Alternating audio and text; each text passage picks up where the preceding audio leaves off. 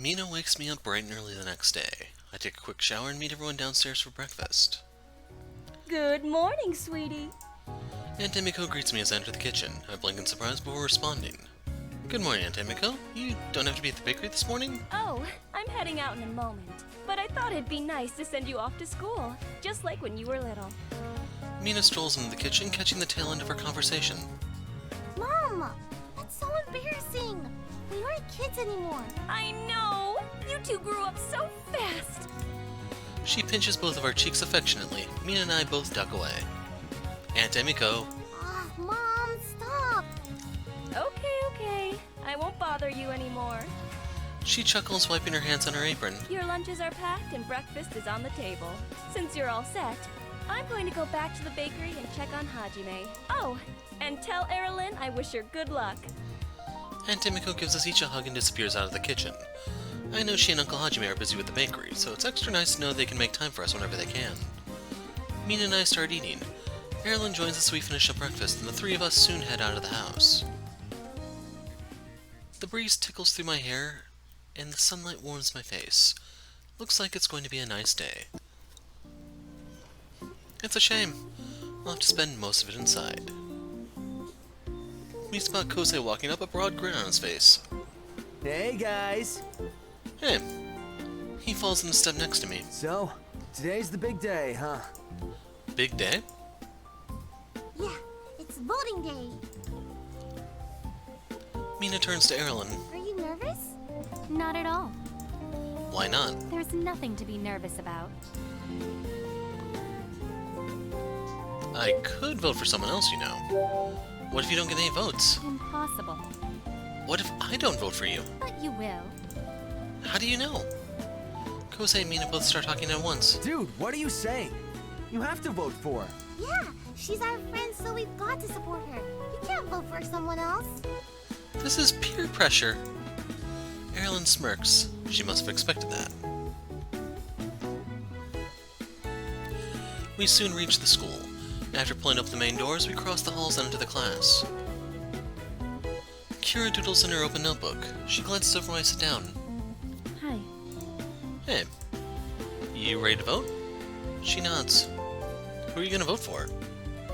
Kira pauses, considering the question. Erilynn. Really? Kira nods. I didn't think those two were close. Erilynn really is a popular candidate. The students talk to each other animatedly before Miss Sato enters. Everyone quiets down as she approaches the front of the room. Good morning, everyone. Today is an exciting day.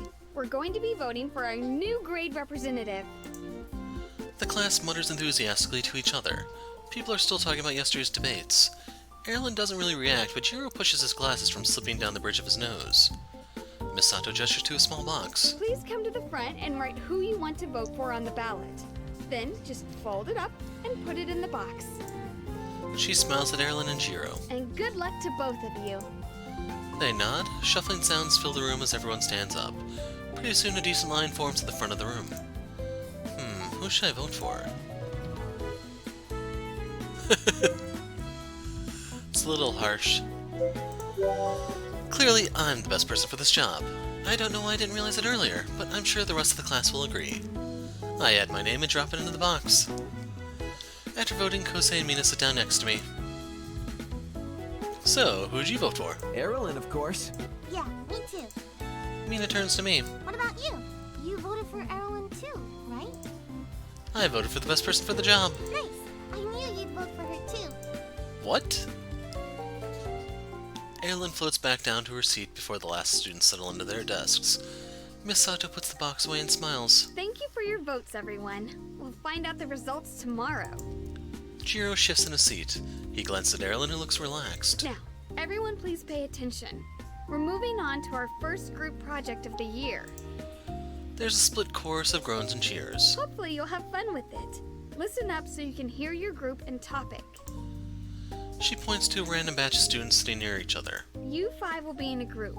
You'll be reporting on democracy. She gestures to another group, another gathering of students. You five are assigned the oligarchy. And then... Let's be anarchy, let's be anarchy. She points to me, Mina, Kosei, and Erilynn. You four will be together with... She hesitates as she looks at the students beside us. Miss Igarashi, I glance over to Kira, who blinks in surprise. your project will be on the monarchy. Aww. Miss Sato quickly moves on with the rest of her assignments. Not really, we're with, the monarchy, so... Oh ho! Kira and Erilynn are in my group. Today is my lucky day. Kira shifts her desk closer to us so we can all chat, and she and Erilynn exchange pleasantries. I must have done something great in my previous life to be rewarded so richly. But which one of them do I attempt to get closer to?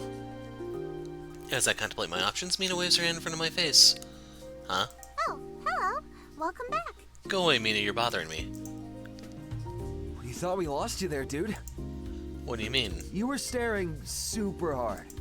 I wasn't staring. Oh, you definitely were. Like a creep. Yeah, sorry, man. Be more subtle about it next time. Takes one to know one, jerks. Jose, What? you're also a creep. Excuse me, Mina. Did you see me staring? No. Exactly. As Mina frowns, Kosei shoots me a sly smile. Seems I still have much to learn. Everyone refocuses and an awkward silence settles over us. Erilynn looks disinterested while Mina and Kosei sneak glances at Kira, who remains neutral. So, what was our topic again? The monarchy. Yeah, Miss Sato said we'll need to create a report on the system of government. How do you think we should start it? By saying that monarchy is as bad as a merchant republic. Everyone stares blankly. No one has any ideas. Jeez, Mina, we only just got assigned the topic. We haven't thought that far yet. I'm trying to be efficient. Erilynn yawns. There's no need to fret. I know everything we need to complete this project. Mina looks impressed. Really? How come? Erilynn's probably going to say something about being a princess. I need to speak before she does. Sweden has a monarchy too. Oh, that's true. It'll be interesting to compare the differences between Japan and Sweden. Keep in mind Japan does have an emperor, just saying. Kira, how about you? Do you already know anything about the topic? Kira shifts in her seat. Not particularly. Just what we've already learned in school. Same here. As the conversation moves on, I lower my voice and address Erilynn. Actually, with your background, you really would be an asset for this project. I know. That's why I told everyone there's no need to stress. Miss Sato claps her hands to get everyone's attention. The class slowly quiets down. Okay, everyone, one final note. You'll be expected to present your project to the class. So be creative! You'll get points on your creativity as well as clarity. For the first time, Kira seems a little interested. I'm not too worried about this. I think with Kira's knack for art and Erilynn's public speaking skills, we should be pretty solid with our presentation. Miss Sato gives us some quick information about each of our topics and offers us more time to discuss as a group. We should probably get together sometime outside of class and work out who does what. Excellent suggestion, Mina. Yeah, good idea. How about this weekend? I'm down. Maybe Sunday? I can do that. Okay, it might be easiest if we all meet at my house since half of us already live there. Yeah, that makes sense. We agree on a time and exchange contact information. I give Kira my address just before Miss Sato claps for our attention. I hope you've all had the chance to speak to your partners. I look forward to seeing everyone's presentations. Now, please open your textbooks. We settle down, focus as she dives into the lesson. The rest of classes go by in a blur.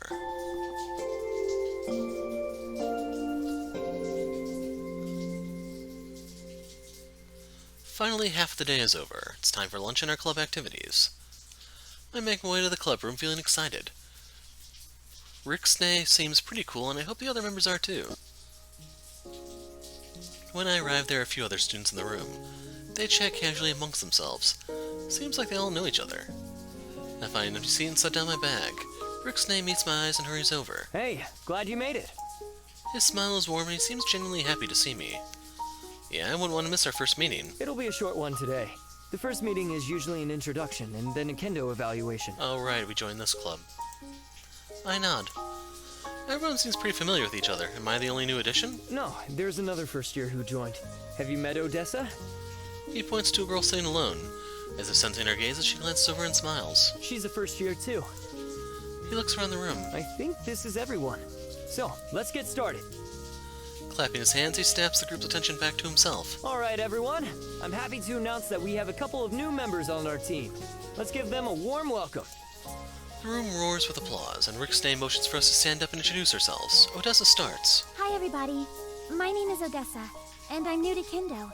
I hope I can learn a lot from everyone. I don't know if this is a Kickstarter backer too or not. There's another scattering of applause. She sits down.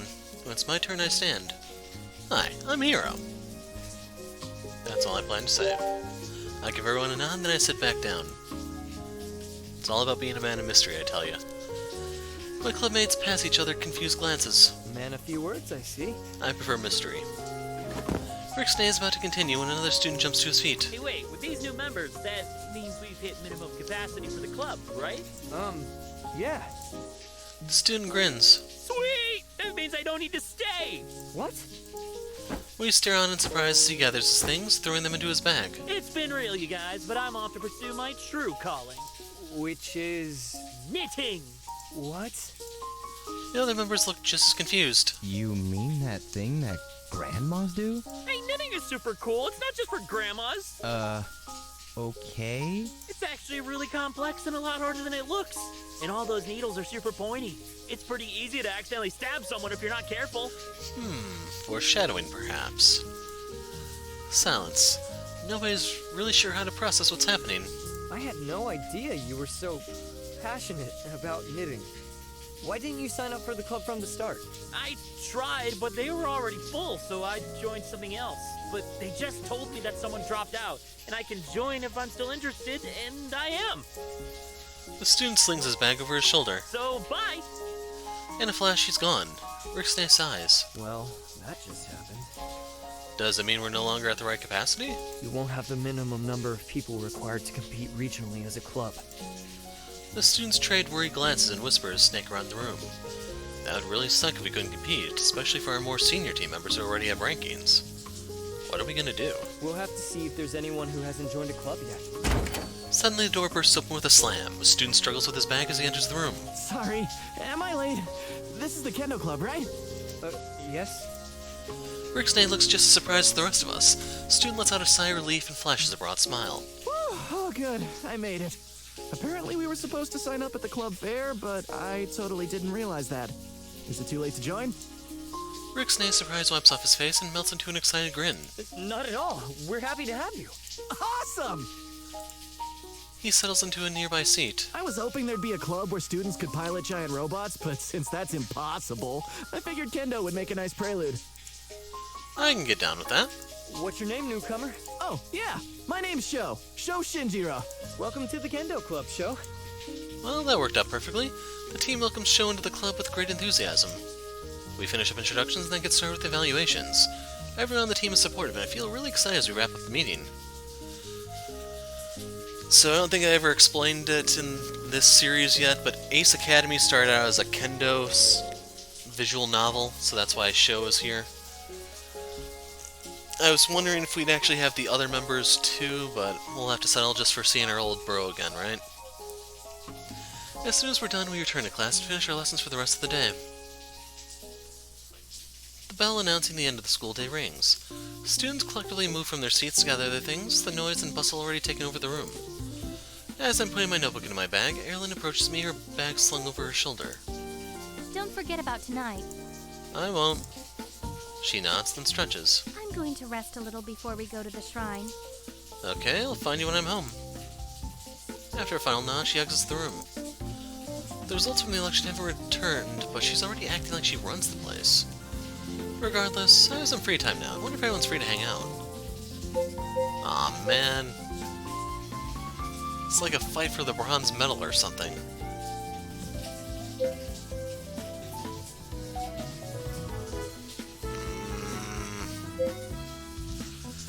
I'm like 99.9% sure I did this last time, so let's go with the undesirable option. Can't have a perfect playthrough after all. I see Mina gathering her stuff together. Hey, Mina. She looks up. Oh, hey!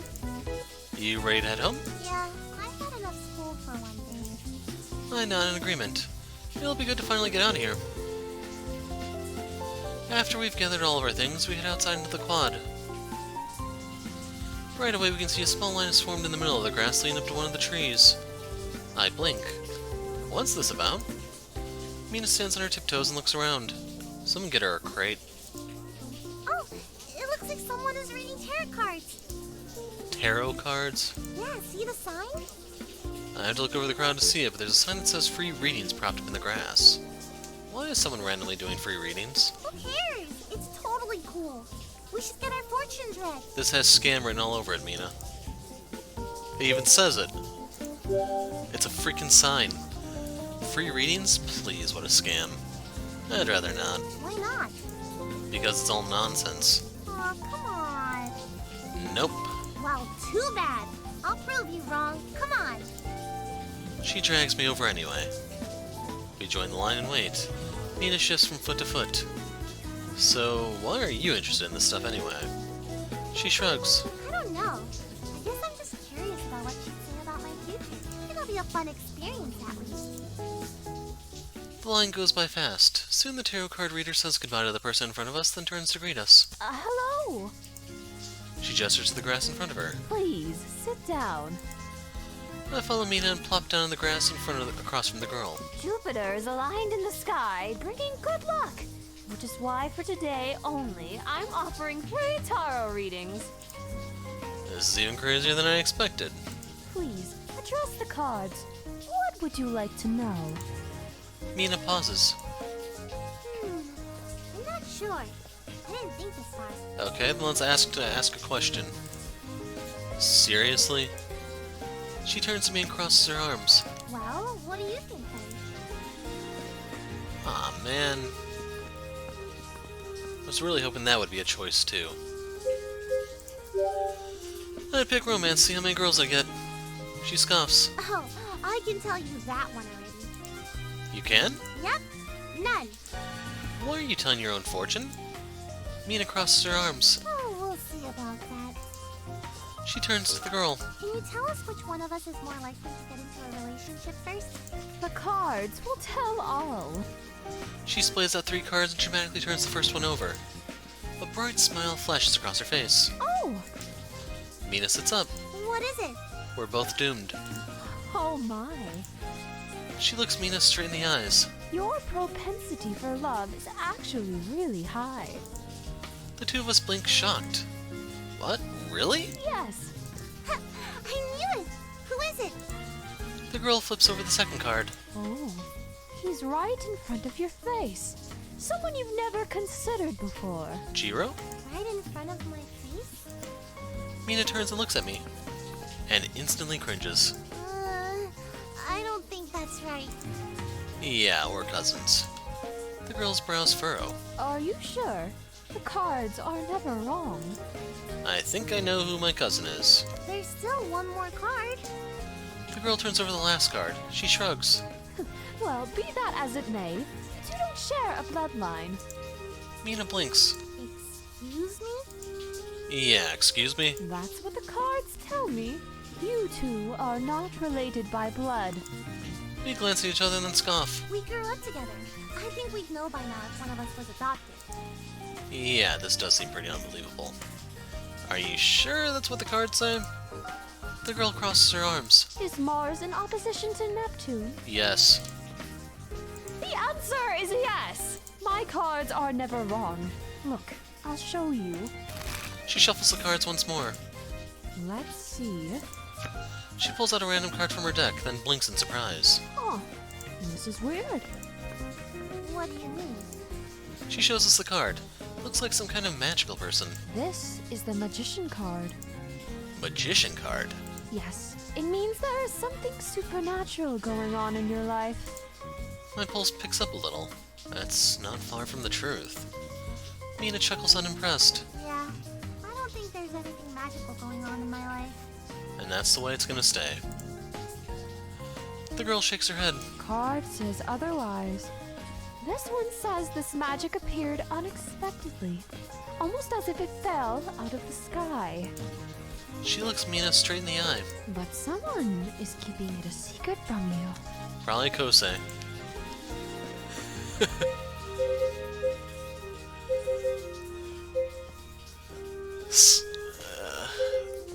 This one is so tempting, as is this one, and so is this one. I refuse to believe this. I don't care what this girl says. This is all baloney. I scoff. See, what did I tell you? Nothing but a scam. Let's go, Mina. The tarot card reader scowls. She obviously didn't like being called a scammer. Mina senses the tension and laughs nervously. Yeah, thank you again for your time, but I think we should be going. The girl nods, still looking offended. That may be best. Mina follows me away from the crowd. She looks skeptical. That was weird. Yeah, that whole thing was too weird. Why would you say we weren't related by blood? Mina laughs. Right? Like, come on. Maybe she was running out of ideas. Probably. That's just too ridiculous to be true. And all of that magic stuff she was talking about? That's definitely made up. Yeah, that too. I chuckle, trying to keep my cool. Yeah, definitely. She sighs. I guess that was kind of a waste. We should head home now, huh? Yeah, I've had enough school for the day. We gather up our stuff and then head down the sidewalk, leaving the quad and the crowd behind. Well, that whole thing was a new experience. Wonder what more the girl would have said about Erilynn had we not been interrupted. Was all that other stuff she even said real to begin with? Everything else seemed kinda weird, but she had been on the nose about magic. I try not to think too much about it.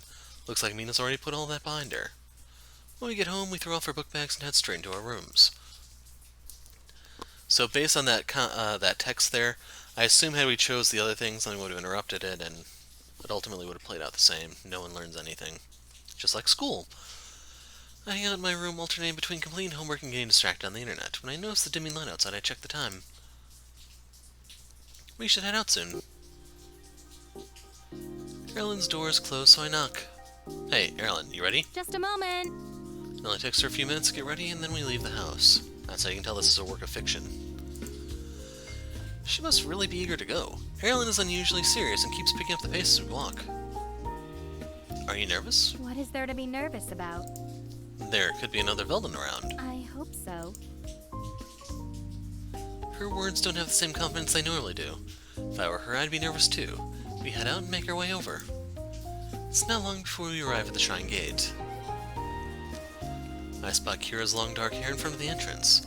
Erilynn does too and shoots me a confused look right before we approach. Hey, Kira. Hello. Kira and Erilynn stare awkwardly at each other before Erilynn looks at me. What's going on? Kira also shifts her gaze to me and waits, although her face doesn't show it. I have a feeling she's just as confused as Erilynn. I forgot that we never actually told Erilynn of Kira's involvement. This is awkward.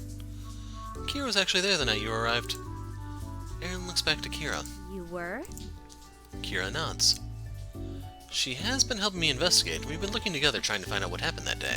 So you knew that I'm from Velden? No, Erilynn's brows knit in confusion before Kira continues. but I knew that you weren't from here. I saw you fall out of the sky that night.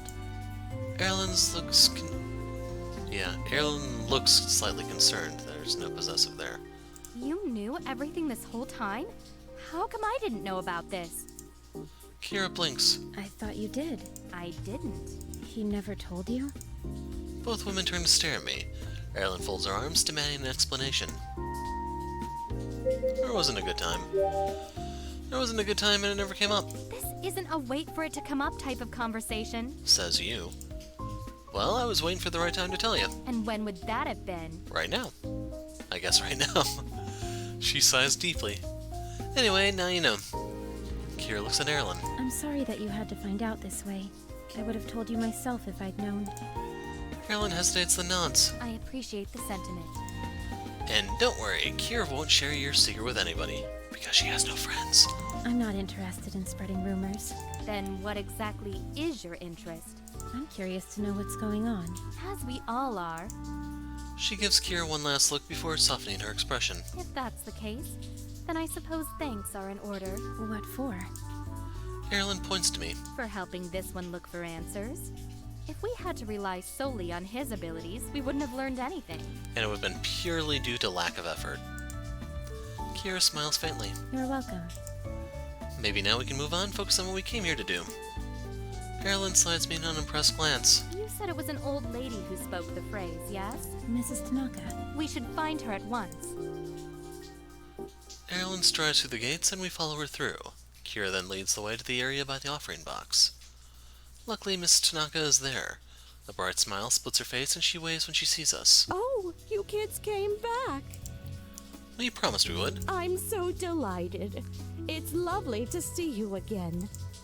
When she notices Erilynn, her eyes grow wide. She subtly elbows Kira. Oh my, do you two still have that amulet I gave you? Yes. Good. Don't lose it. That friend you have is also very pretty, and you don't want to lose your man. Is it even worth correcting Miss Tanaka? I have a feeling it would do no good. Thanks, Mrs. Tanaka. I'm not concerned. She's not? Is that because she likes me, or doesn't like me? I can't dwell on that thought for too long as Erilynn clears her throat. Actually, Miss Tanaka, this is Erilynn, the friend I mentioned last time. Miss Tanaka softens into a warm smile. It's nice to meet you, Erilynn. The pleasure is all mine. Could you repeat the phrase you told us last time? Oh, you mean Alio ten lo real dan mali. Erilynn grins excitedly. Mali nodirum aliotin. Miss Tanaka looks surprised. Oh, that's quite lovely. What does it mean? Erilynn's smile falters. It's the other half of the honorific expression. Really? You're not familiar with it? I don't believe I am, but I'd be happy to learn it. Although she tries to hide it, I see the disappointment seeping into Erilynn's eyes. Where did you learn the expression? Here at the temple. An elderly woman used to visit quite often, and I hear her say it. Is this the same woman who mentioned the ethereal energy? Yes, exactly. The three of us exchange glances. I'd like to arrange a meeting with her. She comes in with her grandson, but likes to keep to herself. It's been a very long time since I saw either of them, though. How long? Oh, maybe about a month or so. And when did you first hear the phrase? I think 2 months ago. I do wish she'd visit again. It sounds like a pretty language. Actually, what language is it? That is the ancient and sophisticated dialect of... Swedish, it's Swedish. I ignore the dirty look Erilynn shoots me. Oh, how fun. I know a phrase in Swedish. Mrs. Tanaka giggles. Maybe you could teach me more. Another time, perhaps. It's getting late and we should be getting back. Mrs. Tanaka nods. Of course. You must all have school tomorrow. Well, thank you for visiting, and I hope you'll come again. Thanks, Mrs. Tanaka.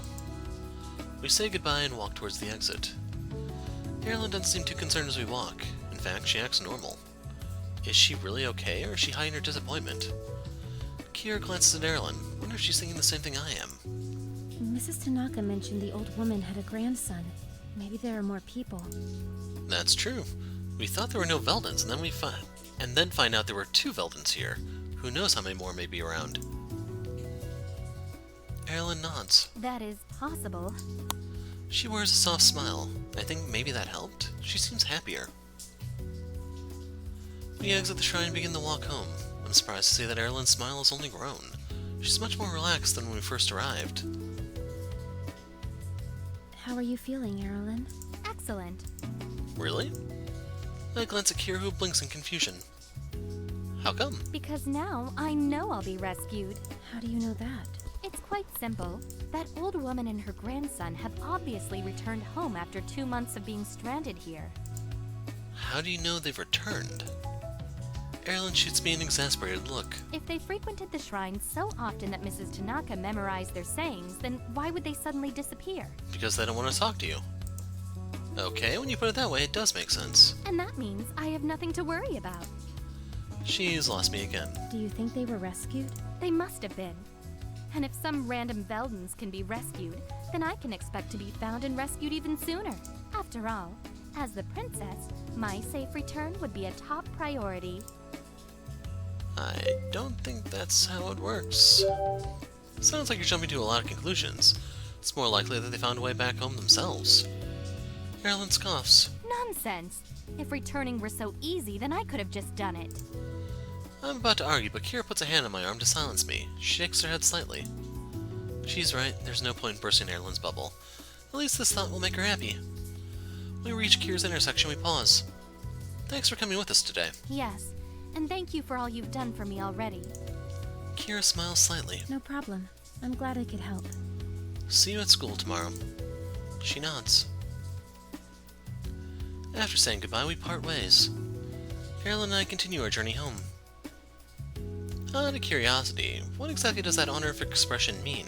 Aliotin Lurialden Mali translates to, May the dawn forever illuminate Terra.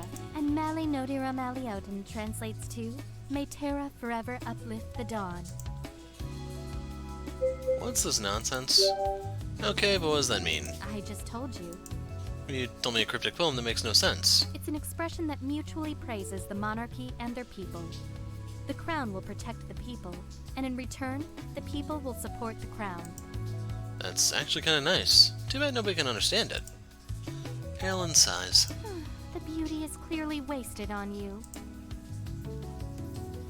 We soon arrive home and she immediately goes to her room. I return to my room as well and finish up my remaining homework, then I get ready for bed. I have mixed feelings knowing that Erilynn has a finite amount of time left here. Although she's only been with us for a short while, I've gotten used to her presence. Still, this would be for the best. Erilynn deserves to return to the comfort of her own home. Quieting my thoughts, I lie down in my bed and drift to sleep.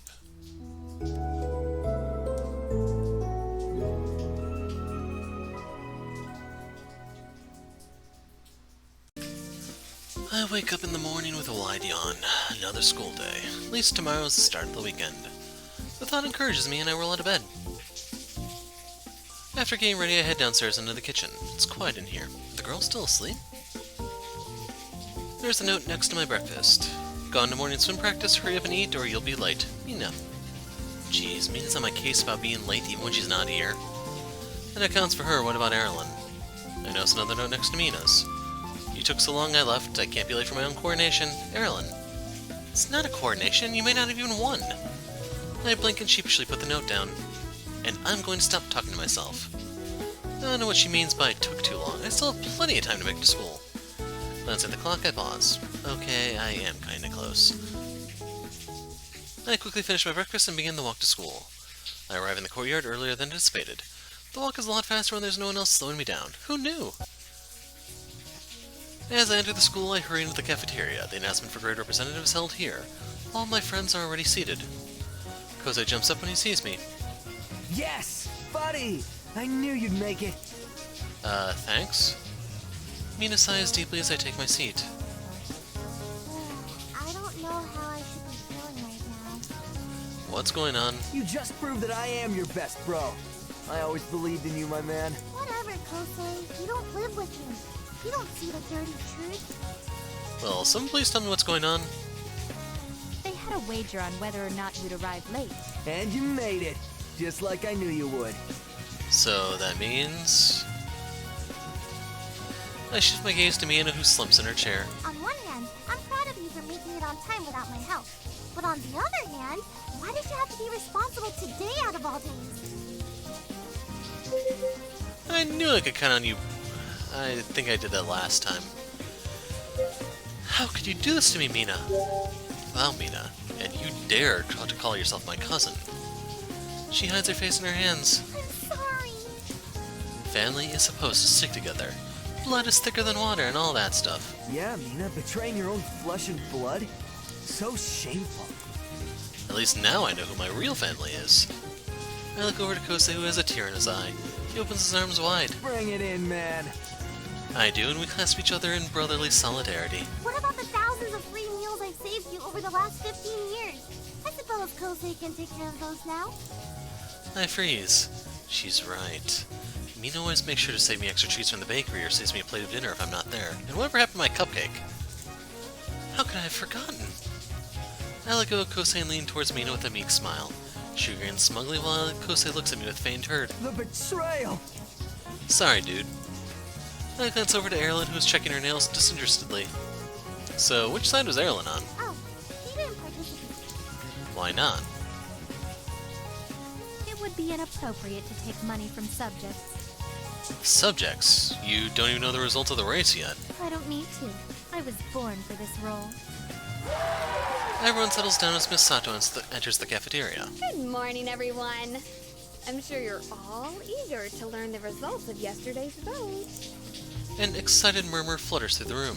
Miss Sato clears her throat. After tallying up the votes, I'm happy to announce that our new grade representative is... I can feel the anticipation in the air. Miss Erilynn Dawn. Erilynn smiles graciously as the crowd applauds. Congratulations, Miss Dawn. And a big thank you to all of the candidates for an excellent race. I blink in shock. How did I not win that? Is this why people campaign? So others know to vote for them? It all makes sense now. Maybe one day, people will realize the mistake they made. Until then. Congratulations, Erilynn. Thanks. Erilynn, you won! Mina jumps up and down in excitement. Kosei flashes a confident grin. Of course she did! She was the best candidate by far! That's why I voted for her. Congratulations, Erilynn. I blink in surprise as I see Kira standing there. Erilynn's grin broadens. Thank you, Kira. Miss Sato steps over and offers Erilynn a warm smile. Congratulations, Miss Dawn. I look forward to the great work you'll do as both grade representative and class representative. Thank you, Miss Sato. Erilynn is soon sworn by her classmates offering praises and congratulations. Out of the corner of my eye, I see Jiro sitting quietly by himself. Disappointment keeps his head down. Can't help but feel a little bad. Jiro was very passionate about his position, so it must hurt that he lost. As I'm debating whether or not to talk to him, I watch him stride over to Erilynn. The crowd falls silent and parts as he approaches. He stares at Erilynn with a serious stare, then clears his throat. Congratulations. It's clear the best candidate won, and I look forward to seeing the great work that you'll do. Thank you. And I expect to see the same from you. Jiro blinks. From me? Yes, as our class representative. His mouth opens and closes, but he's too shocked to speak. You want me? I do. And as I speak for the people, it's what the people want too, right? Meh. The class erupts into cheers. Jiro still looks concerned. I appreciate the thought, but ultimately it's Miss Sato's decision on who can be class representative. All gazes shift onto our teacher, who grins broadly. I have no objections. After hearing Miss Sato's approval, Jiro stands straighter. Then of course I'd be happy to accept this responsibility. I wouldn't expect anything less from you. Congratulations to Mr. Jiro Osamu as our new class representative.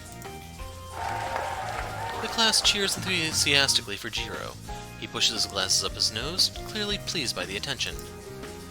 Erilynn stands to the side, allowing Jiro a chance in the spotlight. She flips her hair back and wears a proud smirk. I'm actually feeling proud of her too. Although her constant reminders of her birthright can be annoying, it seems she really does inherit some natural leadership abilities. Having a position on the council will make Jiro really happy. Plus, he'd be good at it. Erilynn might act like she only cares about herself, but when it comes down to it, she still thinks of others too. I approach her. Hey, nominating Jiro for class representative was a really nice thing to do. Of course I'd do that. It made the most sense. Yeah, he'll do a good job. Will he? I suppose that could be true. I didn't pay attention. What? Why give him the role then? Well, somebody has to take care of all the paperwork. Isn't that your job? She laughs. Of course not. The ruling party doesn't do their own work. That's what advisors and staff members are for. I take back what I said. It was a smart move. Both Erilynn and I turn towards the voice. Kira must have snuck up on us. How long was she standing there? How? Everyone wins. Erilynn wins the election, and Jiro wins a leadership role. He only won that because Erilynn gave it to him. Perhaps. But Jiro cares and will do a good job. That's why Erilynn gave him the role, right? Exactly. If you ever find yourself in a position of power, then you'll understand. You just delegate everything you want onto someone else. It's called management. I'm about to retort, but she's not exactly wrong. Maybe she really is a good leader. Miss Sato finally breaks up the crowd and ushers everyone back to her classroom. We settle into our seats, still buzzing about the results. Once the class is called, Miss Sato begins the lesson. The rest of our classes go by quickly. Finally, it's the end of the school day and the beginning of the weekend. As I pack up, I see Mina heading towards the door. Hey, are you going home? She shakes her head. I'm going to go meet the girls from swim club, but I'll be home tonight. After a wave goodbye, she disappears into the hall. It's nice to see she's getting along with her club friends. As for me, who do I want to hang out with? Aw, man. This is slightly better than the... I find Kosei packing up to leave. Hey, what's up? You have practice today? Kosei grins. Nope, and I don't have work either, so I finally have some time off. Nice. You want to hang out? Sure. What were you thinking? We could play games at my place. Sounds good to me. Kosei tosses his bag over his shoulder and the two of us make our way outside. The sun glimmers from behind the clouds and warms our faces. A nice breeze floats along the sidewalk and tugs through our hair. So on the topic of that, I'm recording all this at once. You can probably hear the rain in the background for all these. I find it a little ironic that the weather contrasts so sharply between there and here. Oh well, as long as there's no storms to knock out my electricity. Kosei fishes his cell phone out of his pocket and starts fiddling with it. At first I think he's texting someone, but then he grins. Aha! Gotcha! I blink. What are you doing? Catching Pokemon. It's been a while since I've played. Huh, now that he's mentioned it, I haven't played Pokemon Go in some time either. I pull out the app and scan the area. What's this? I think I see something. So, I don't remember what I chose last time, but since I did the previous video, I think I did the Pokemon game on the channel. A Pokemon that can turn into any type I want? I gotta catch that, but it won't evolve. Eevee bounds down the sidewalk, looking as cheery as ever. I pick up the pace and ready my Pokemon ball. Ha, gotcha now. Just about to catch it, something bumps into me from the side, knocking me off course. Oof. I groan. A dull ache throbs in my ribs. What just happened? Ugh. I blink up to see Kosei rubbing his jaw. Damn, that seriously hurt. He looks around. Do you see that Wordle anywhere? No, I was going for Eevee. Guess we both lost our Pokemon. That's what we get for not looking where we're walking. Let's look around some more. I'm sure we can find them again. Kosei nods and looks back at his screen. There seems to be more Pokemon this way. We head off, going in the opposite direction from my house. We continue catching Pokemon along the sidewalk. Apparently there are a lot of them out today. Seems to be more and more the further we go. Soon, we find ourselves on the busier side of town. There's 2 typos here, man. My phone vibrates. Hey, I think there may be more Pokemon inside the mall. You think? Yeah, let's check it out. He nods and the two of us walk inside. There aren't a lot of teenagers here in the middle of the week, but it seems to be decently crowded with other shoppers. We can continue hunting for Pokemon. I catch a badass fire lizard in front of a coffee shop, but after that, a bunch of annoying bat Pokemon keep showing up. Again? Come on. There has to be something better in this mall. I glance at my screen. All I see is a Fidgey and I freeze. Oh my god. What is it? Mewtwo! What? No way! You're lying! He glanced at his own phone. No way! You're right! How's that Pokemon here? I have no idea. The only way I've heard of obtaining Mewtwo is through data files. No one's actually seen it out in the wild before. Until now. My hands shake in anticipation. This is a once-in-a-lifetime opportunity. Come on, we have to get it before it moves. Right! We weave in and out of shoppers as we follow the signal. After a while, we finally come to a stop. In front of a lingerie store. What are the odds? We can't go in there, right? Probably not. So, we should go back? Probably. Neither one of us moves. It's so rare, though. I know. He pauses thinking about it. Okay, but listen. How many people can say they've caught Mewtwo? Let alone seen one? And then they change the name again. Not many. Exactly. I don't know, dude. I don't think I can pass this up. He turns to me determined. I'm going in. You with me? So last time I went in there and made fun of the woman. Since we're not with Erilynn, I don't know if we'd actually see her again. That's the thing. don't know if we're gonna come, like, clothes shopping with Kira or not. Like, why would we go? I'm not going in there, no. Wow, you just decided just like that? Yep, Newtwo is awesome, but he's not worth my pride. Understandable. He groans. But it's so rare! I think I'm just gonna go for it. Good luck. Thanks. Kosei takes a deep breath before disappearing into the store. I can only see him in the window for a second before he hides behind a mannequin. I have a feeling this will not go well. I take a seat off to the side and wait. He comes back a few minutes later, his face pale as a ghost. So, you get it? He nods slowly, his eyes staring off into the distance in a 1,000-yard stare. Kosei? No reaction. Kosei! Huh? He snips back to look at me. You okay, buddy? I got it. I got the Newtwo. And then they change the name again. Kosei's face looks as if it's stuck in a permanent grimace. His body is stiff with shock. What did it cost you? Everything. Oh boy. I glance at my phone. Wow, it's getting late. Is it? He checks his phone. Oh, you're right. You should probably head home then. I still have homework I have to finish. Yeah, same. We say our goodbyes and part ways. The rest of the trek home is uneventful. I plug in my earbuds and listen to some music.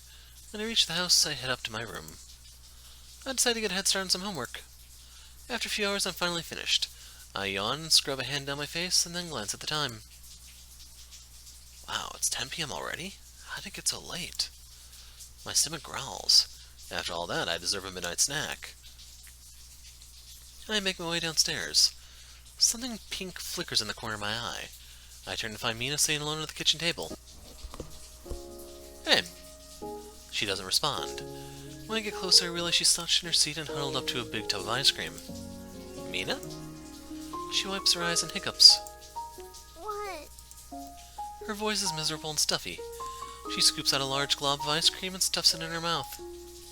What are you doing? Nothing. She sniffles. Okay, this is clearly something. What's going on?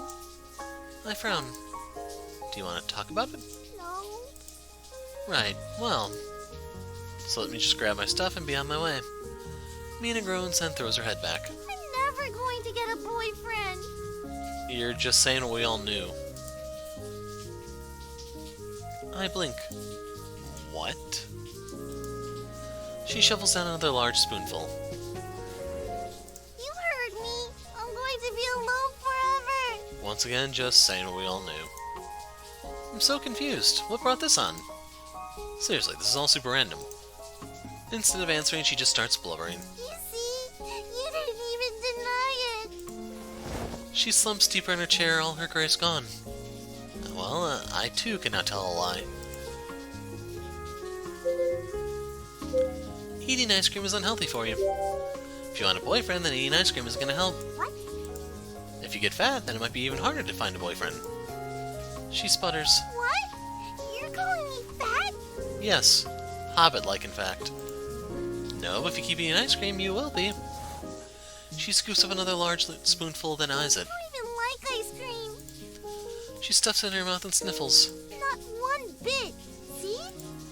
The spoon pauses for a second before she starts taking even bigger bites. Ugh, who am I kidding? Ice cream is the only thing that understands me. She huddles the tub close to her heart. You are my only friend. You know what I'm going through. My only companion in this cold, dark world. I think the cold you're feeling is just the frozen treat you're hugging. Mina glares at me. I take a step back. Okay, yeah, I'm just gonna leave you two to it then. I grab a quick snack from the kitchen, then head back upstairs, shaking my head. Mina can be really dramatic sometimes. I'm sure she'll be fine after she sleeps on it. Probably. And if not, we'll go get her a cat tomorrow. The first of many unfortunate victims. Once I'm in my room, I change into my pajamas and jump into bed. I fluff up my pillow and eventually drift into sleep. So in case you don't remember, if you made that middle comment, she actually does suggest getting a cat. Just saying.